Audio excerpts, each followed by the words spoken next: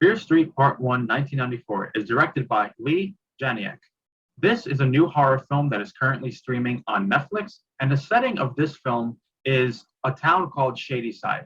We focus on a group of teenagers. They accidentally encounter an ancient evil that has been responsible for a series of brutal murders that has taken place in that town for over 300 years. We basically get a horror mystery that feels like an adult version of Goosebumps meets elements of Scream. So, for those of you who don't know, Netflix is planning on doing an upcoming trilogy. Part two will be released this week, and part three will be released next week. All of these movies are based off the Fear Street books written by R.L. Stine. I have not read any of the books, and I haven't even watched any of the trailers of these movies. What got me intrigued to see this film is a week before this film came out, I saw people on Twitter hyping it up. And after the movie was released, I saw people saying good to great things on either Letterboxd and Twitter, and that is what honestly sparked my interest. As someone who had no expectation for this movie, I have to admit I had a blast with this film. Fear Street Part 1, 1994 is an entertaining and fun slasher film that felt like a 90s throwback in a good way. One thing I want to commend this movie for is that this is definitely one of the better slasher films in modern history. I feel like slasher films for the past couple of years have really downgraded in quality. A lot of them feel conventional, they feel lazy. There are a few exceptions, but for the most part, they're just not that good anymore. This film takes the slasher genre and adds a unique twist in it. As the movie goes on, you realize that the film turns into something else and it works. It benefits the film that much more. So I do want to commend this film for taking a genre that I've been kind of disappointed in for the past couple of years and making it work in their own benefit. So this is a good movie. This is fun. I had a great time and I like the characters a lot in this film. I don't know any of the actors in this movie besides Maya Hawke, who's not even in it that much. All the other actors in this film I've never seen in my life, but they all did a good job. The characters have such great chemistry, and I found myself rooting for most of them. Some of the characters I didn't like. It's not because the actor did a bad job. It's just because some of them might have been a little bit too conventional or a little bit too cliched. I will admit that this movie definitely utilizes its hard R rating.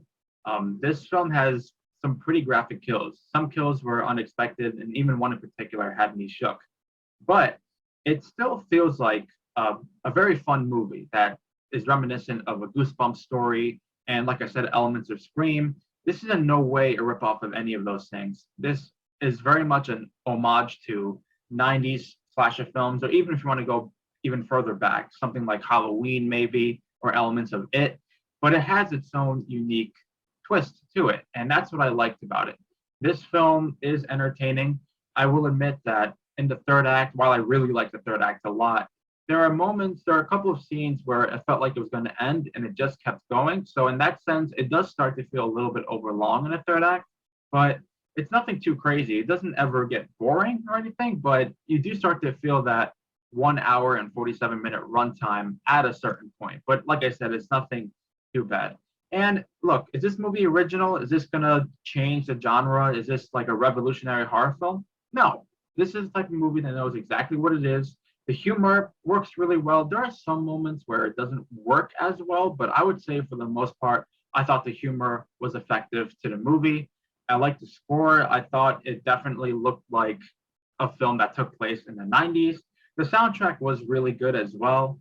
And I just had a good time watching it. I'm very much looking forward to the second part this week and part three next week.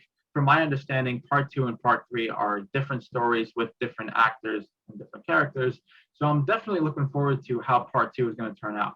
I don't think this is a great film or it's one of the best films of the year, but I certainly had fun with it. And if you like slasher films and if you like movies that feel reminiscent of maybe Goosebumps and elements of Stranger Things and It, I think you'll have a good time with this film. So I'm going to give Fear Street Part 1, 1994, a 7 out of 10.